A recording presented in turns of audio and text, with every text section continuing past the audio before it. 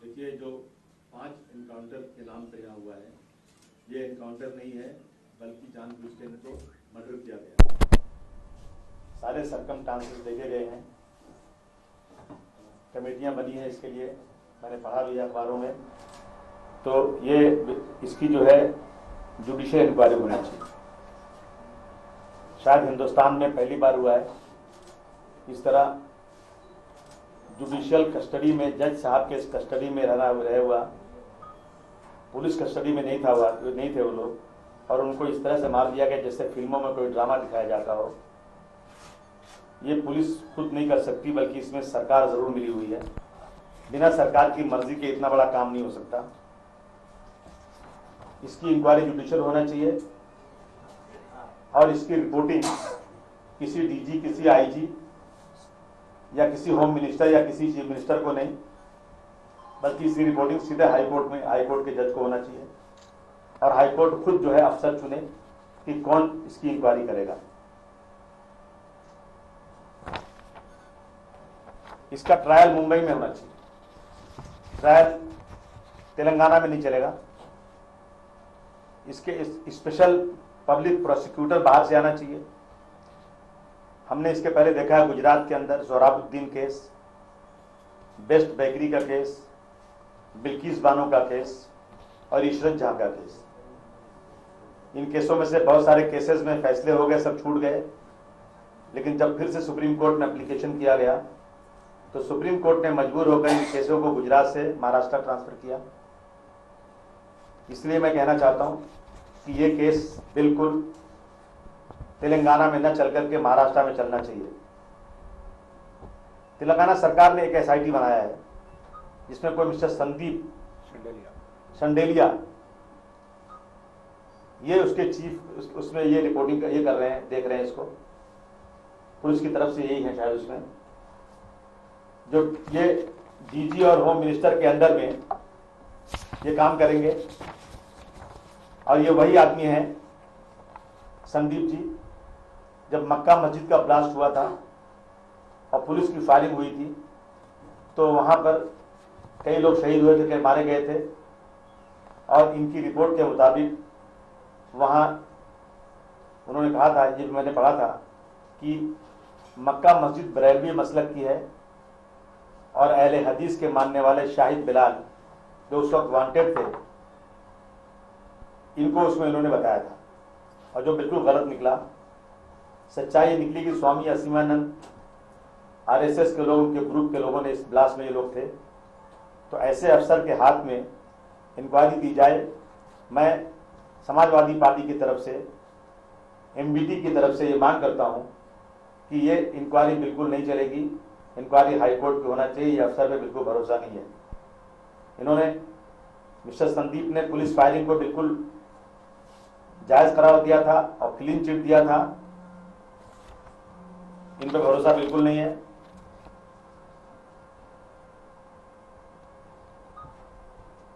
जो पुलिस अफसरान हैं, जो लोग जेल से इनको ला रहे थे, वो सारे अफसर को सस्पेंड होना चाहिए तुरंत।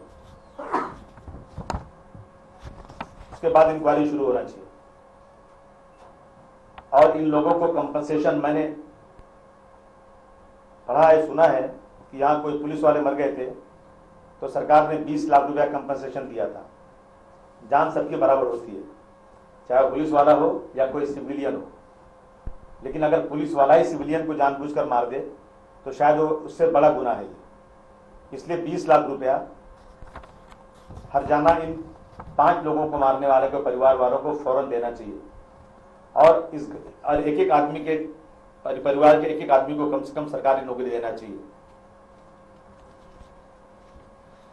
यहां मामला यहां से उठा कि कोई 2 पुलिस वाले मार दिए गए थे, मारा किसने ये पता नहीं चला। ये लॉ एंड ऑर्डर का मामला हो सकता है, लेकिन इसको यहाँ की पुलिस ने कमला लाइट दिया, और 2 सीमी के लोग जो खंडवा के जेल से भागे हुए थे उनको मारा। सच्चाई क्या है सामने नहीं आई। उनको पकड़ना चाहिए, कोशिश करके पकड़ करके उनको केस चलाना चाहिए। जब कसाब जैसा आदमी जिसने दिन के उजाले में मुंबई के अंदर इतना बड़ा कांड किया कि उसकी मिसाल नहीं मिलती, उसको भी बड़ी इज्जत के साथ जेल में रख करके उसकी पसंद का खाना दे करके बहुत बड़ी रकम सिक्योरिटी पे खर्च करके उस पर केस चलाया गया। तो फिर लोगों को ऐसे मार करके केस को बंद करने का मतलब यह हुआ कि जानबूझ करके सच्चाई को पुलिस और सरकार छुपाने की कोशिश कर रही है। अभी छत्तीसगढ़ के अंदर 55 घंटों के अंदर नक्सलाइट के लोगों ने 30 से 40 पुलिस वालों को मार दिया, और वहां अक्सर और बेशतर ये होता रहता है। इसके पहले कांग्रेस की पूरी टीम जा रही थी, छत्तीसगढ़ में मार दिया, बड़े बड़े लीडरों को मार दिया। क्या हुआ? लेकिन यहां पुलिस वालों को मारने के बाद एक कम्युनल फीलिंग पैदा करके मुसलमानों पर जुल्म ज्यादती कर रही है सरकार, और ये सरकार अपने आप को माइनॉरिटीज का हमदर्द बताती है, और माइनॉरिटी के साथ इतना बड़ा जुल्म ज्यादती हो रही है। इस सरकार की मैं निंदा करना चाहता हूं। लगता है ये सरकार खुद कोर्ट बन गई है।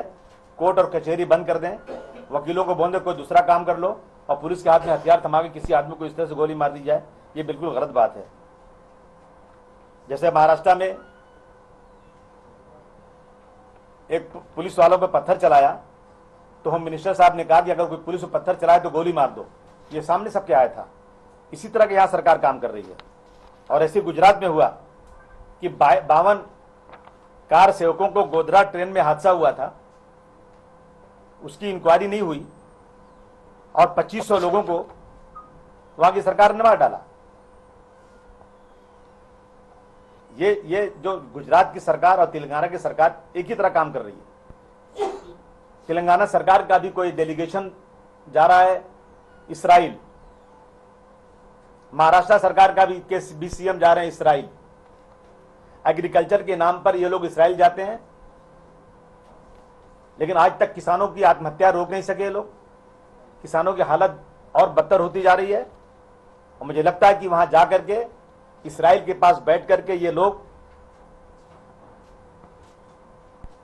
किस तरह से मुसलमानों को बर्बाद करना, आतंकवाद के नाम पर यही सीख कर आ रहे हैं।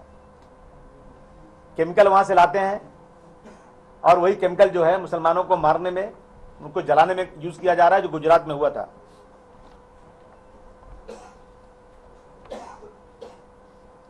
बम धमाकों में मुसलमानों को अरेस्ट किया जाता है बहुत जल्दी, लेकिन वो तो बहुत अच्छा हुआ, महाराष्ट्र से मिस्टर करकरे ने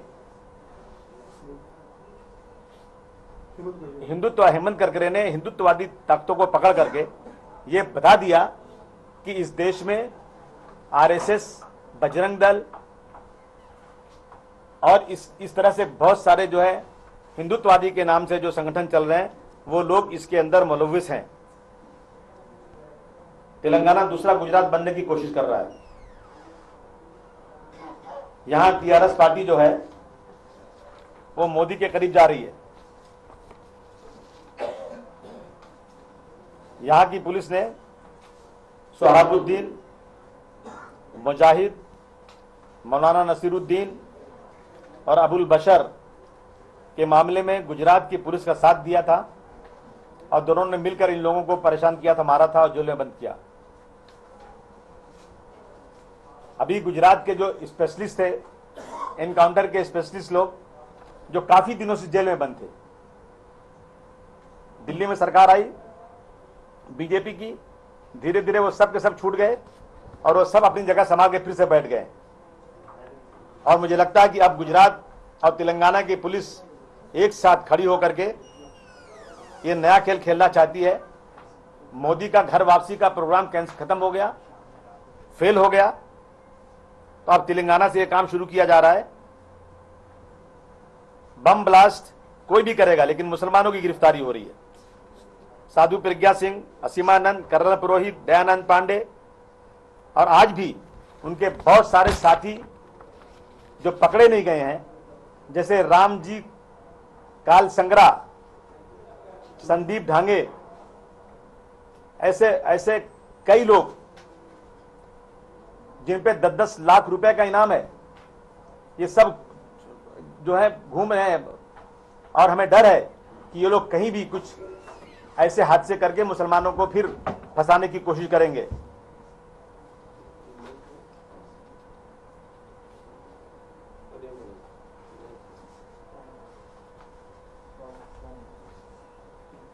इसलिए मैं आज जो है यहां खुलेआम ये कहने आया हूं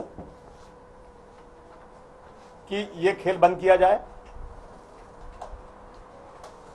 इस देश में, ये देश जो हिंदू राष्ट्र की तरफ बढ़ रहा है, जो जबरदस्ती मुसलमानों को निशाना बनाया जा रहा है, ये बंद नहीं होगा तो ये देश बर्बादी की तरफ जाएगा। देश में हालात आज जो है 1947 के फिर हो रहे हैं। लोग बेचैनी महसूस कर रहे हैं। कहीं लव जिहाद के नाम पर, कहीं हिंदू राष्ट्र के नाम पर, कहीं घर वापसी के नाम पर जो नफरत फैलाई जा रही है वो बंद होना चाहिए। अभी कल ही मुझे ये खबर आई थी कि जो लोग आज हिंदुस्तान में तबलीग के काम के लिए आते हैं, जो मुसलमानों में आकर तबलीग करते हैं कि दुनिया में रहने का तरीका बताते हैं, किस तरह से इंसान को अपनी ज़िंदगी गुजारना चाहिए, इस्लाम के रास्ते पर चलने का मुसलमानों को सिखाने आते हैं, उनको भी सरकार रोकने की सोच रही है, जो बिल्कुल एंटी कॉन्स्टिट्यूशन है।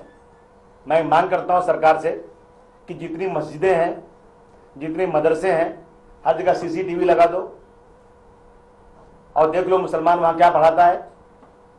और लेकिन उसी के साथ साथ जितने साधु ये सन्यासी लोग हैं, साध्वी जैसे लोग हैं, जो लोग आज जो हैं नफरत का पाठ पढ़ा रहे हैं, वहां भी सीसीटीवी लगा दो। मैं दावे के साथ कह सकता हूं पूरे हिंदुस्तान में किसी मदरसे, किसी मस्जिद में, किसी हिंदू धर्म या किसी देश के खिलाफ कोई काम नहीं हो सकता, बिल्कुल नहीं। लेकिन फिर भी मुसलमानों को टारगेट किया जा रहा है।